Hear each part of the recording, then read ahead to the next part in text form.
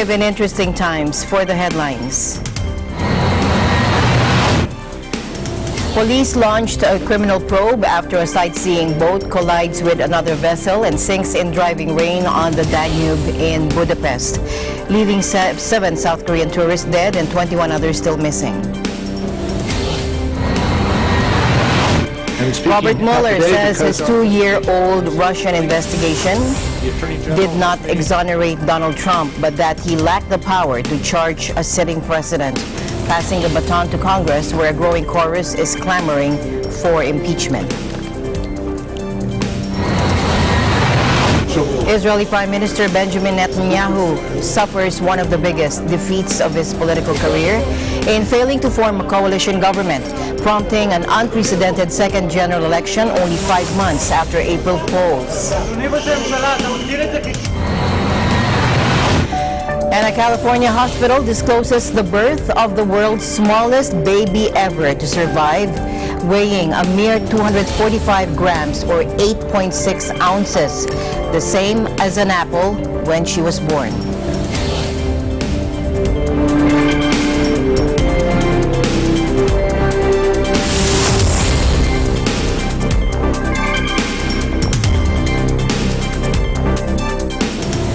I'm Alma Angeles, wherever you're watching from around the world. Thank you very much for joining us, and now to the news.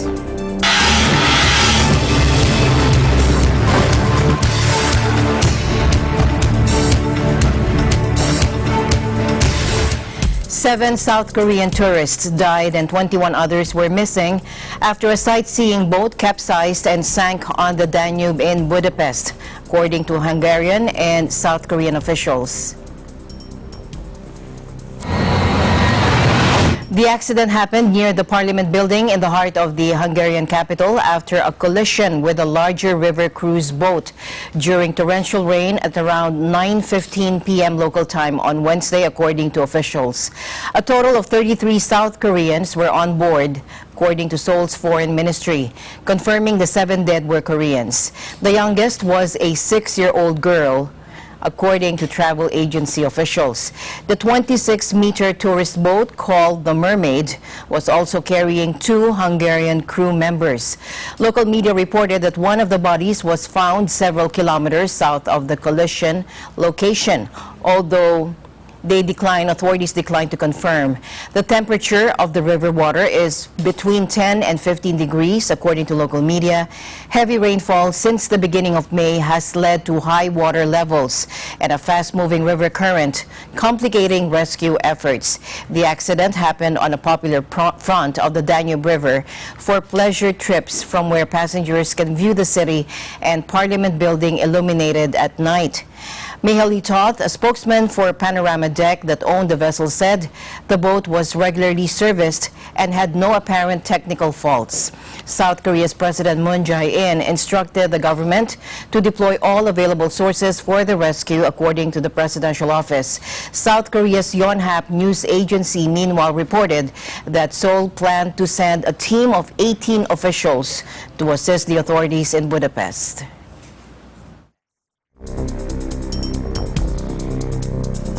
To the U.S. now, long-silent special counsel Robert Muller says charging President Trump with a crime was not an option we could consider.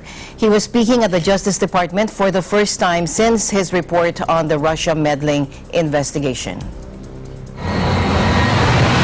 I'm speaking out today because our investigation is complete. The Attorney General has made the report on our investigation largely public. We are formally closing the special counsel's office, and as well, I'm resigning from the Department of Justice to return to private life. Mueller's 448-page report, finally released in redacted form on April 18, detailed multiple contacts between the Trump campaign and Russia, including efforts to take advantage of Moscow's claimed possession of dirt on Trump's Democratic rival Hillary Clinton. But in the end, Mueller said there was insufficient evidence to charge a broader conspiracy of collusion. As for the obstruction side of the investigation, Mueller explained that from the outset, charging Trump with any federal crime was not an option that we could consider. Take a listen. Charging the president with a crime was therefore not an option we could consider. If we had had confidence that the president clearly did not commit a crime, we would have said so. We did not, however, make a determination as to whether the president did commit a crime. According to Justice Department policy, he said a president cannot be charged with a federal crime while he is in office. That there were multiple, systematic efforts to interfere in our election. And that allegation deserves the attention of every American. After that investigation, if we had had confidence that the president clearly did not commit a crime, we would have said so. We did not, however, make a determination as to whether the president did commit a crime. The president cannot be charged with a federal crime while he is in office. That is unconstitutional. Even if the charge is kept under seal and hidden from public view, that too is prohibited. Trump has assailed the Russia investigation as a witch hunt and a hoax that amounted to a treasonous attempt to overthrow him. Because there was no real news in there. He reiterated the points that he'd already made in the report, and we agree with him. There was no collusion, there was no conspiracy, and we consider this case closed. He completed his investigation, now he's closed his office, and it's time for everybody to move on. He's going back to his private life, and we think everybody else should too. If Bob Mueller had determined that there was a crime, he would have had a moral obligation to report it, to put that into his report. He didn't. The whole purpose that he had an investigation, the whole purpose that the special counsel existed in the first place was to make a determination on whether or not there was collusion. He came to a very explicit conclusion on that front that there was no collusion and there was no conspiracy. Mueller made clear, though, that he thought it was up to Congress to pursue the case further. The Constitution requires a process other than the criminal justice system to formally accuse a sitting president of wrongdoing. The special counsel has clearly demonstrated that President Trump is lying. He is lying about the special counsel's findings, lying about the testimony of key witnesses in the special counsel's report, and above all, lying in saying that the special counsel found no obstruction and no collusion. Therefore, as Mueller again highlighted this morning, it falls to Congress to respond to the crimes, lies, and other wrongdoing of President Trump. We will do so. Make no mistake, no one, not even the President of the United States, is above the law. Meanwhile, responding to Mr. Mueller's statement, House Speaker Nancy Pelosi said the Congress holds sacred its constitutional responsibility to investigate and hold the president accountable for his abuse of power.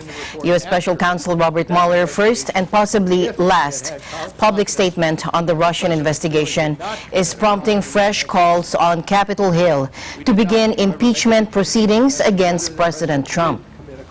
We're always prepared, but I don't think the American people deserve that. With respect to impeachment question, at this point, all options are on the table, and nothing should be ruled out.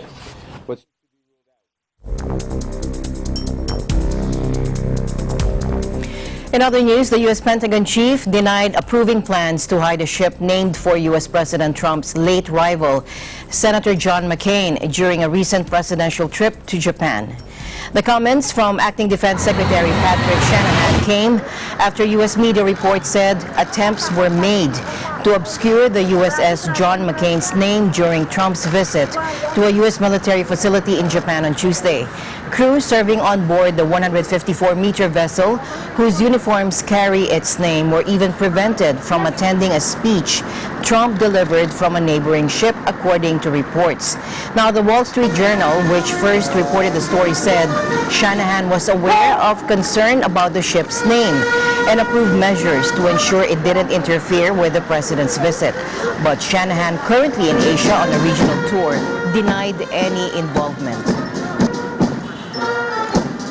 Yeah, let me just tell you what I read this morning was the first I'd heard about it, but in terms of ship movements, the only ships I've moved is the USS Abraham Lincoln. I need to find out a little bit more. I've just had the first glimpse of it this morning. Okay, thank you.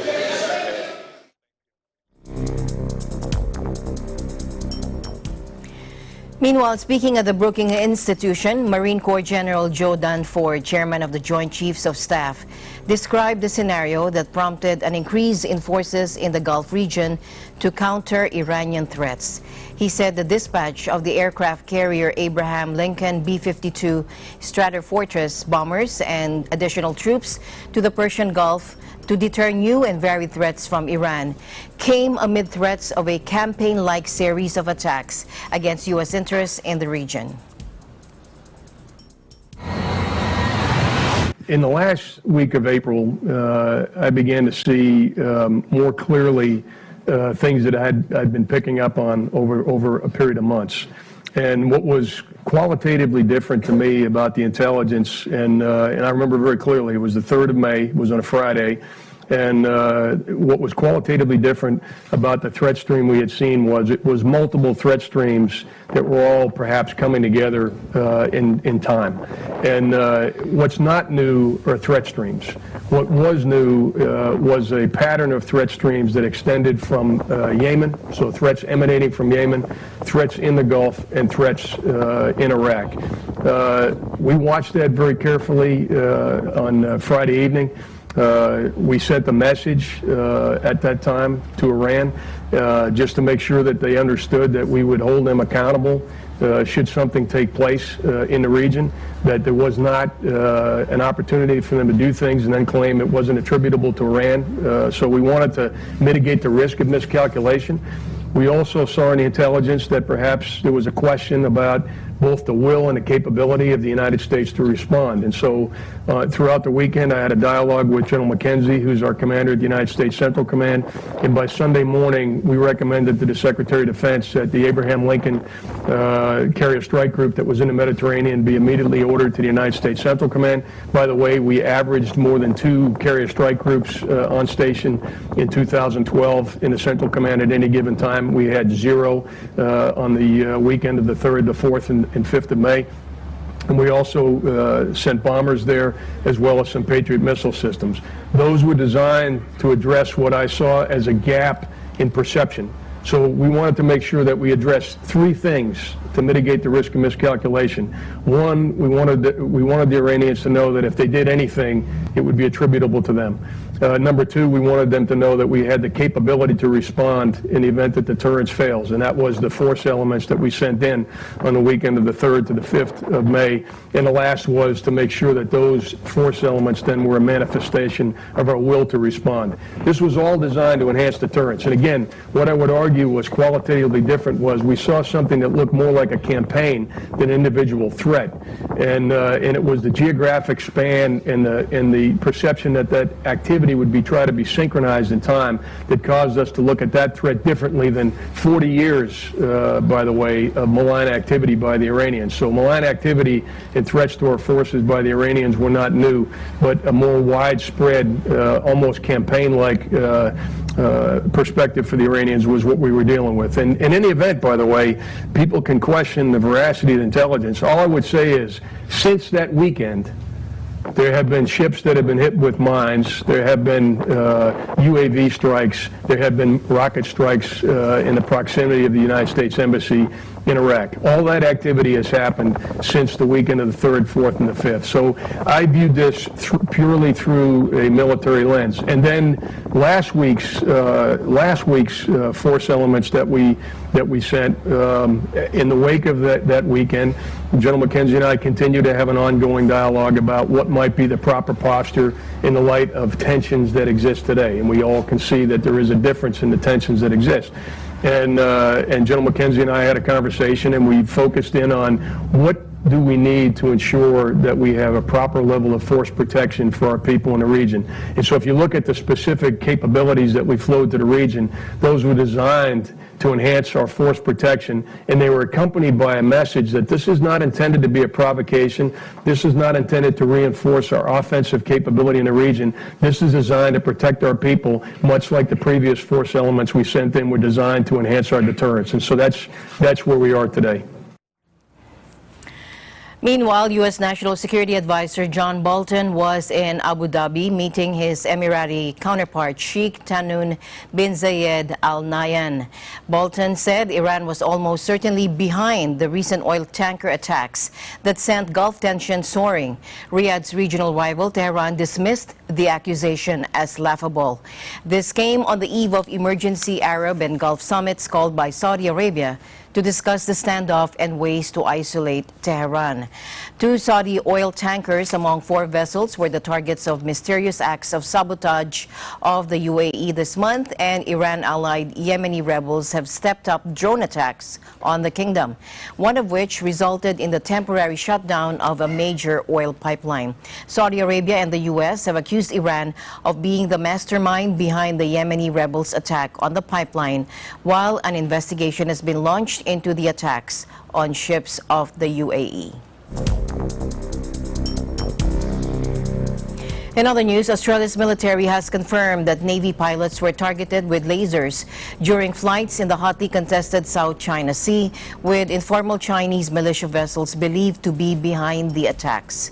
Beijing has become more assertive in the area, stoking tensions with rival claimants in Southeast Asia as well as Canberra and Washington, traditionally the dominant naval and air power in the Asia-Pacific region. The Australian Defence Force said assets operating across the region have observed an increase in the use of handheld lasers by some vessels. In this specific incident, helicopter pilots flying from the HMAS Canberra were marked with lasers as they took part in the months-long Indo-Pacific Endeavour 2019 exercise. La Trobe Asia Director, or LA Trobe Asia Director, Ian Graham was one of several academics invited on the HMAS Canberra as it moved from Vietnam to Singapore. Now, he reported that the vessel was shadowed by a Chinese warship and helicopter pilots had lasers pointed at them from passing fishing vessels. China claims sovereignty over virtually all the resource-rich South China Sea, despite rival claims from its Southeast Asian neighbors. The Australian Navy has conducted joint exercises in the South China Sea with other nations, including the U.S., which China has sought to deter. In other news, Israeli Prime Minister Benjamin Netanyahu was confronted with one of the biggest defeats of his political career after failing to form a coalition and opting instead to hold an unprecedented second election. Israel will now head to the polls again on September 17, just over 5 months after an April election that saw Netanyahu and his right-wing and religious allies win a majority. But as Wednesday's midnight deadline to form a coalition approached, Netanyahu was unable to convince ex-defense minister Avigdor Lieberman to abandon a key demand and join the government. Now that led Netanyahu to instead move forward with his Plan B and hold a parliament vote on new elections, which was approved just after the deadline in the early hours of Thursday. The stakes could not be much higher for the 69-year-old premier. Netanyahu is also facing possible indictment for bribery, fraud, and breach of trust in the months ahead, and is reportedly seeking legislation in the new parliament that would result in him being granted immunity.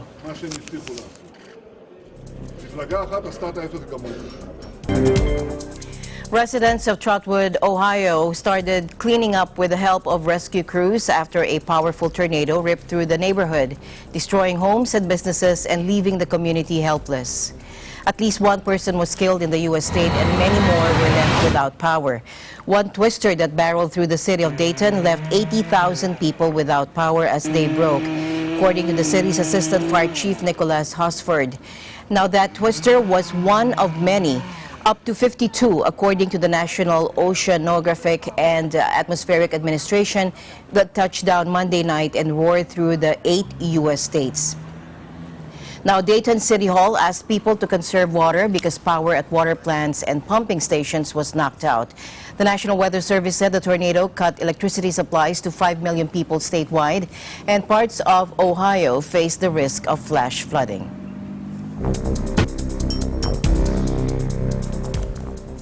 A 6.6 magnitude earthquake struck off the coast of El Salvador on Thursday near the capital San Salvador, but authorities said there were no initial reports of casualties or damage. The quake was so strong it was likely felt throughout Central America, according to officials. Now, the quake struck in the Pacific Ocean around 25 miles south of San Salvador at a depth of 40 miles, according to the U.S. Geological Survey. The Salvadoran Environment Ministry said the quake was even stronger, with a magnitude of 6.8. The Pacific Tsunami Warning Center did not issue an alert for the quake, but the Environment Ministry issued one of its own, predicting sea level variations of up to 12 inches. Now, coastal residents should avoid entering the water for 4 hours after the quake, the ministry said on Twitter. President-elect Nayib Bukele said on Twitter that the earthquake was felt throughout 100% of the country. No casualties or damage have been reported so far, but police and firemen are fanning out across the country to evaluate the situation, according to Civil Protection Chief Jorge Melendez. The Education Ministry canceled classes in coastal areas. Senior World Health Organization official Matshidiso Moeti said insecurity is making the Ebola response in the Democratic Republic of Congo so challenging and so unpredictable. Take a look. We are seeing a dramatic increase over the past months in the number of security incidents in the area of North Kivu, which lies, as you know, at the epicenter of this Ebola outbreak. So since the beginning of this year, there have been 174 healthcare-related attacks, either on healthcare facilities of one type or another, or on healthcare workers, or on volunteers, and some of them have involved, of course, patients having to flee healthcare facilities for safety. Indeed, when we compare the 5-month period of January 2019 until now, with a 5-month period from August to December last year, we see that security incidents have increased threefold in the last 5 months. So insecurity really is what is making the response to this Ebola outbreak so challenging and also so unpredictable. And this insecurity leads to a lack of access, and that's what is really driving the increase in cases. When the response can't reach people, they don't get the chance to be vaccinated or to receive life-saving treatments if they do fall ill. Over the weekend, the Ebola outbreak in North Kivu and Ituri provinces in the DRC grew by 26 cases, passing the 1,900 case mark to a total of 1,920 cases, according to the DRC. While violent attacks are on the rise, Mike Ryan, MD, the WHO's Executive Director of Emergency Programs, highlighted some encouraging figures in the latest epidemiologic updates on the outbreak. We've increased vaccination and regained our catch-up on vaccination rings by using innovative pop-up methods which allow people to come from their homes for vaccination in pop-up vaccination centres. We've managed to curb nosocomial transmission or transmission in hospitals. It was a huge objective of ours is to get to zero transmission in the health system. Only 6-7 weeks ago, up to 35% of cases were being being transmitted in a nosocomial environment. That dropped over the last number of weeks to 16% as a proportion of all cases, and last week to a new low of 5%. That number is still too high. We still want to reach for zero. But the healthcare system is becoming safer from the perspective of Ebola. We have some way to go.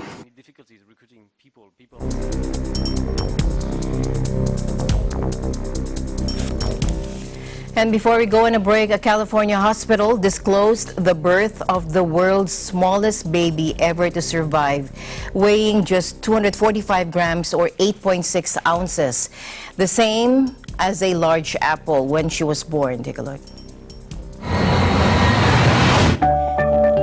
Now, the girl, nicknamed Sabi by hospital staff, was born 23 weeks and 3 days into her mother's pregnancy at Sharp Mary Birch Hospital for Women and Newborns in San Diego. The father was told by doctors that he would have about an hour with his daughter before she passed away. the scariest day of my life. I just felt very uncomfortable, and I thought maybe this is part of the pregnancy. They told me that I had preeclampsia.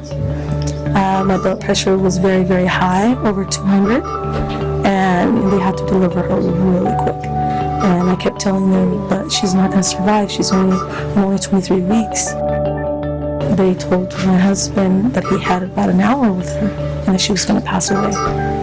But that hour turned into 2 hours, which turned into a day, which turned into a week.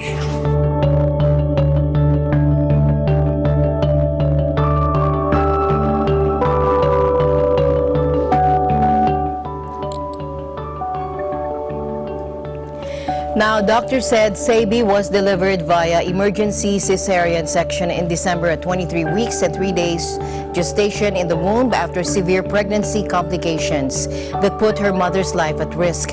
A typical pregnancy lasts 40 weeks.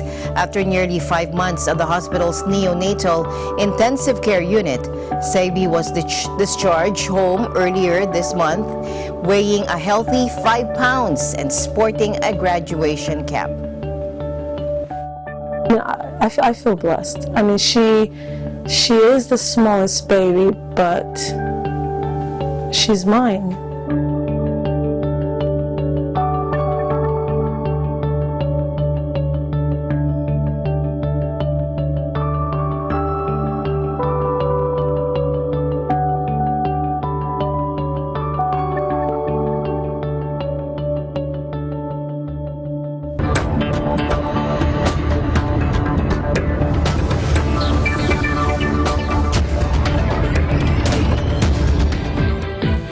For Business News, this is Cesar Vallejos. Philippine and Japanese firms have signed 26 business agreements worth $288 billion pesos in areas of infrastructure, manufacturing, energy, industrial parks, retail, and food businesses. These agreements that were signed in Tokyo on Wednesday as President Duterte arrived for a 4-day working visit are expected to generate more than 82,000 jobs. Out of 26 accords, there were 19 letters of intent signed by Trade Secretary Ramon Lopez and officials from Japanese firms. Broken down, the 7 other deals were composed of 3 memoranda of understanding, 2 franchise agreements, 1 memorandum of cooperation, and 1 joint venture agreement. I understand that some of you have signed business deals ahead for this event. It is a vote of economic confidence in the Philippines' bright prospects, Duterte said in a speech during a business forum on Wednesday. Duterte also invited Japanese investors to take part in the country's massive infrastructure push, the Build, Build, Build program, as he gave them the assurance that the country's historic credit rating and efforts of the Duterte administration to stamp out corruption is to make the Philippines a safe haven for foreign investments. With our sound macroeconomic policies and outgoing reforms, we guarantee a competitive and corruption-free business climate, Duterte said. I am pleased to note that Standard & Poor's has upgraded the country's economic rating to BBB+ with a positive outlook. This is the highest rating in our history and is only a notch below the credit rating of A. Given all these, your investments are assured of protection and gains, I guarantee. The president also vowed to lend all ears to every Japanese investor, whether big or small, and help them if there is any obstruction as they do business in the country. Japan has been one of the crucial partners of the Philippines in terms of economic development. It has been the top source of official development assistance, or ODA, loans to the country, aside from being the country's second biggest trading partner and 4th largest tourism market.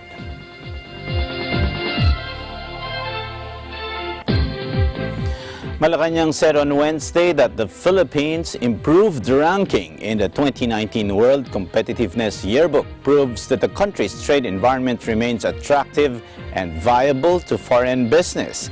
The improved ranking of the Philippines in this year's World Competitiveness Yearbook by the International Institute for Management Development, or IMD, augurs well for the country and our economy. There is an emerging investor confidence in our country, said presidential spokesman and chief presidential legal counsel Salvador Panelo in a new statement. The Philippines climbed 4 notches to 46th among 63 economies in the IMD World Competitiveness Ranking 2019 on improvements in economic performance, government and business efficiency, and infrastructure buildup. Moreover, the palace expressed confidence that the strong and effective style of governance of the president will yield economic improvements, putting premium on cutting down red tape and promoting ease in doing business while we begin to implement the nation's most ambitious infrastructure program, Build, Build, Build, boost the government strategy for sustained and inclusive growth, Panelo said. There is every reason to look forward to a bright future for our country's economy and our people. Among 14 Asia-Pacific economies, the country placed 13th, while Manila did very well in terms of economic performance as it jumped 38th from 50th last year. The country got lower rankings on international trade and price stability. The country also went up 6 notches to 32nd spot in business efficiency, while it retained its standing in finance and management practices. The Philippines also moved up to 41st from 44th in government efficiency on improved fiscal policy, business legislation, and societal framework. Although it is now higher by 1 notch to 59th in terms of infrastructure, it was the country's lowest indicator. Better rankings were recorded for the country in technological infrastructure, scientific infrastructure, and education, but retained its standing in basic infrastructure and received the worst in health and environment. The survey also stressed the need for the Philippines to speed up and sustain investments in physical infrastructure as well as inadequate investment in human capital. It also pointed out Manila's poor digital innovation and readiness for products of the future and the need to maintain investor and consumer confidence.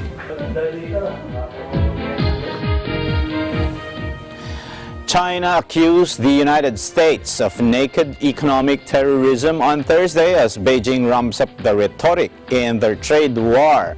The world's top 2 economies are at loggerheads as trade talks have apparently stalled, with U.S. President Donald Trump hiking tariffs on $200 billion in Chinese goods earlier this month and blacklisting telecoms giant Huawei.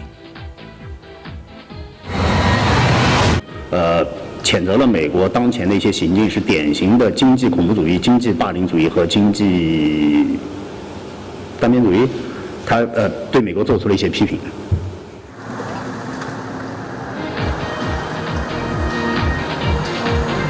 China has hit back with its own tariff increase on $60 billion in U.S. products that will take effect Saturday, while state media has suggested that Beijing could stop exports of rare earths to the United States, depriving Washington of a key resource used to make high-tech products.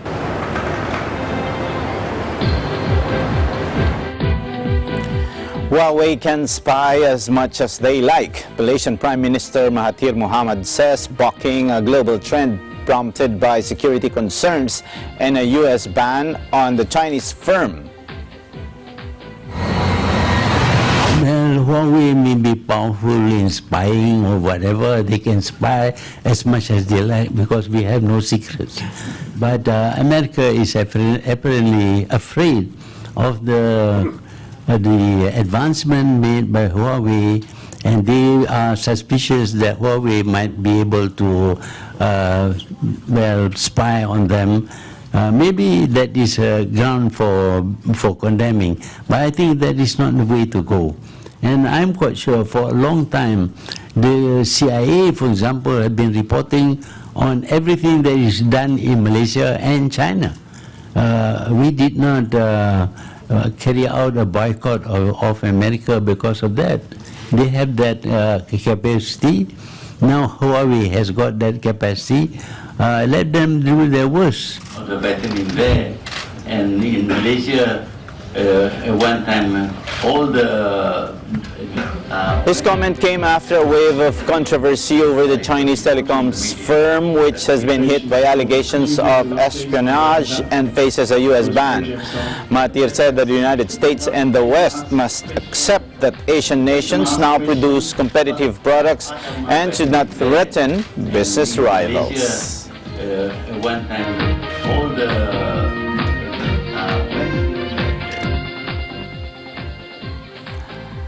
Malaysia's Prime Minister said East Asia should consider a common regional trading currency based on gold to promote commerce and free the region from relying on dollar transactions. Mohammad Bathir said the proposed currency could be used for regional trade but would not replace national currencies for use at the domestic level. In the Far East, if you want to come together, we should start with a common trading currency, not to be used locally but for the purpose of settling of trade, he said at the Future of Asia Forum in Tokyo.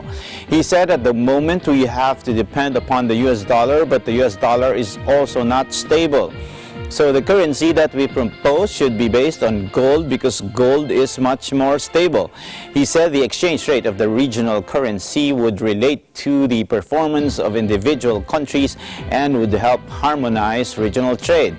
Mahathir, who is serving his second term in office after storming to a shock election victory last year, has a reputation of something of a financial maverick.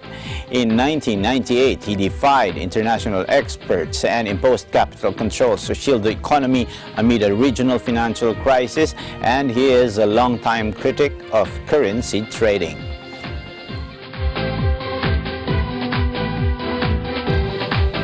Automaker Toyota said Thursday it will open its first vehicle production plant in Myanmar as the country's auto market grows and the government raises import barriers.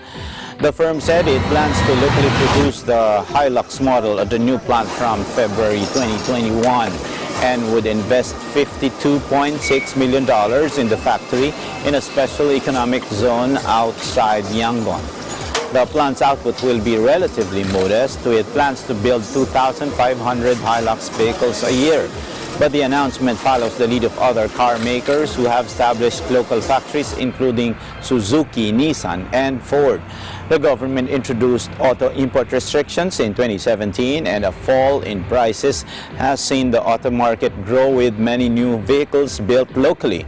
The Automotive Association of Myanmar said that Toyota announced was a surprise but welcome news.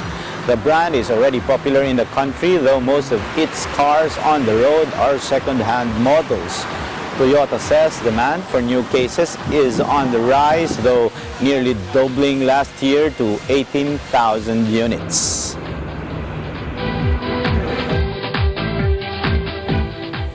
Filipinos in Qatar continue to take advantage of government small business programs, Vidamar Agrimano reports. One of Qatar's objectives is to enhance self-sufficiency and independence of the country, realized by supporting the small and medium enterprises. As the country provided a series of potential business opportunities, more and more Filipinos are taking interest in venturing the business sector. Recently, another Filipino-owned and managed restaurant held its grand opening. The Hillside Restaurant opened another branch located in Al Mansura. The name of the restaurant was inspired from the hometown of the co-owner, Aisha Hassan Al-Bakr, who lived in Bohol, near the famous tourist spot called Chocolate Hills. The restaurant specializes in international cuisines, grill, bread, and pastries. The owners, namely Janet Castillo and Aisha Hassan Bakr, are proud members of the United Filipino Entrepreneurs in Qatar. Difference between other Filipinos restaurant, I think they are only dealing with authentic Filipino cuisines, which for us now I try to deal internationally. Yeah, we are dealing with salads. You know, international means even the Arab countries, Arab people, they can eat the salads, and even Indian dishes, we are dealing with that. So I think Filipino restaurant, they are only dealing with the Filipino varieties. So this is, I think this is the difference between the other restaurant owners, that Filipino restaurant owners here, since they are only dealing with authentic Filipino cuisines only. Why did you choose the name Hillside? Hillside is because our owner, who is Aisha Al-Bakr, is originally from Bohol in the Philippines. Although she is now a Qatari passport holder, she still is very proud of her roots, which is Bohol. And then you have heard about Chocolate Hills, and that's why Hillside restaurant comes into place. Qatar announced the plan to expand the small and medium enterprises last year. The expansion commenced during the first half of 2019, as evident by the growing activities of the private sectors. An exhibition called Project Qatar 2019 was held to offer great opportunities to private sectors. The exhibition is considered the most prominent business event in the region, which encouraged collaborations of Qatari employers and investors with other countries. So let's go to the how question. Okay. If I wanted to have my own restaurant here in Qatar, how will I set up my business? What are the requirements? Okay. First of all, you need to think about the budget. Okay. If you have budget enough for taking a rest for the business, and then why not you go further for that? And then of course the location wise. First of all, think about the location. So you need to think about that, and of course the legalization. You need to have local partners here in Doha, so that you can have the local partner who is allowed to open a business. Okay. Any other future plans for the restaurant? Yeah, we have as well in the pipeline food to go, wherein we will be catering for people who doesn't really need to sit down and eat, but just very affordable prices where you can buy food and take it with you. We also do a delivery, so just send us your orders. You can also order Hillside using Talabat order system. With the continuous development and economic growth of Qatar, Filipinos in the country continue to advance in the entrepreneurial sector. From Eagle News Qatar Bureau, I am Didamar Agrimano, and we are one with 25.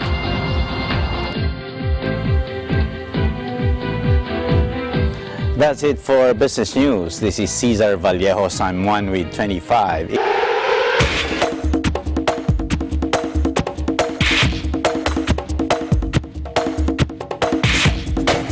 Here's Ben Bernaldez for Sports News.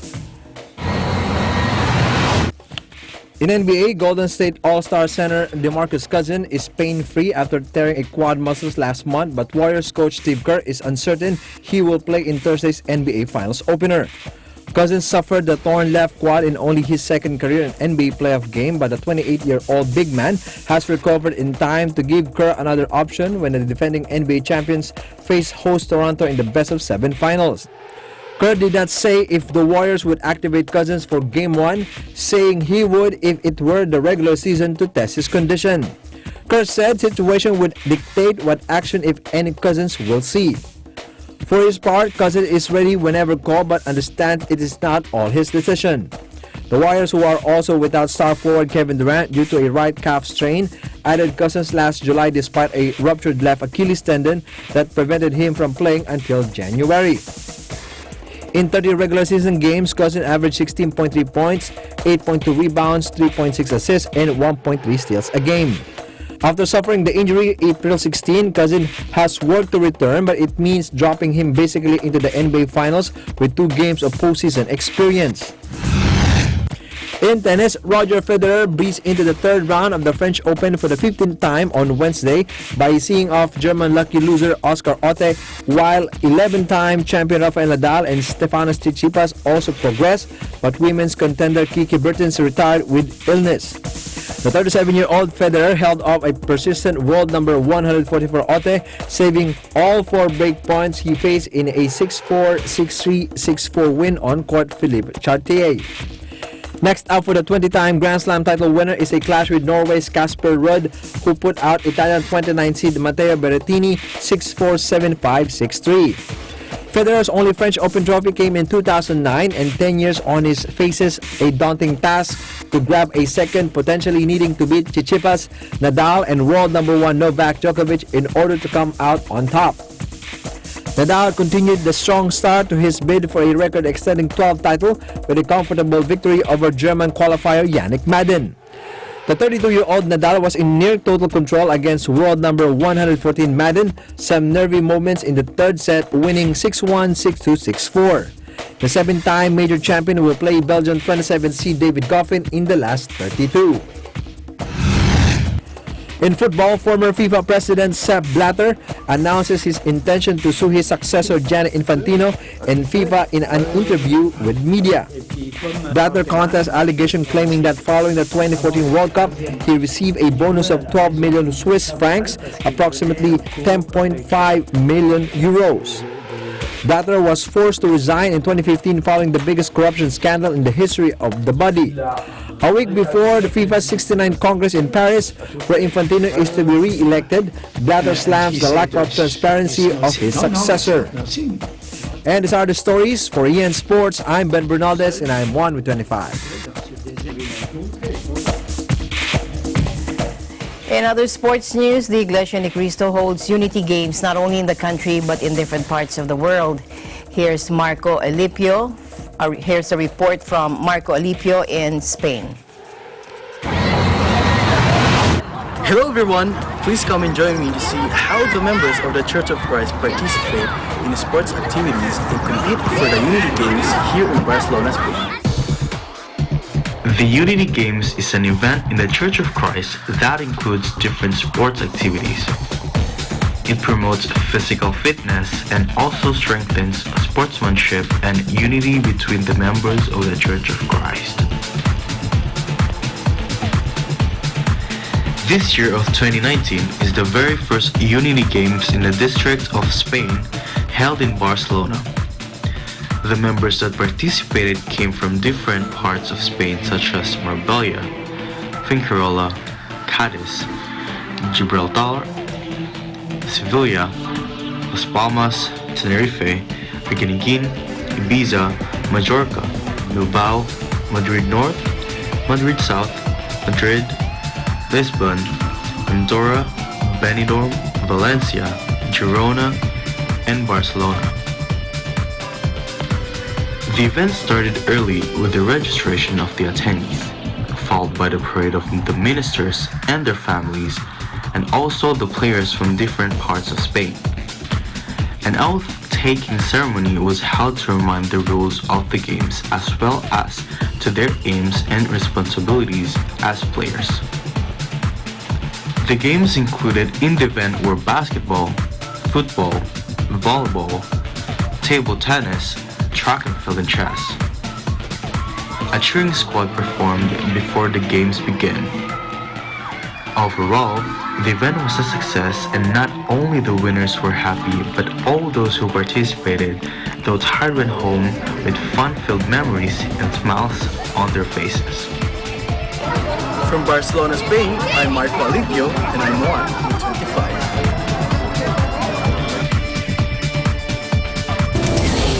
And with that, we end tonight's program. For everyone here on Eagle News International, I'm Alma Angeles, always 1 with 25 tonight.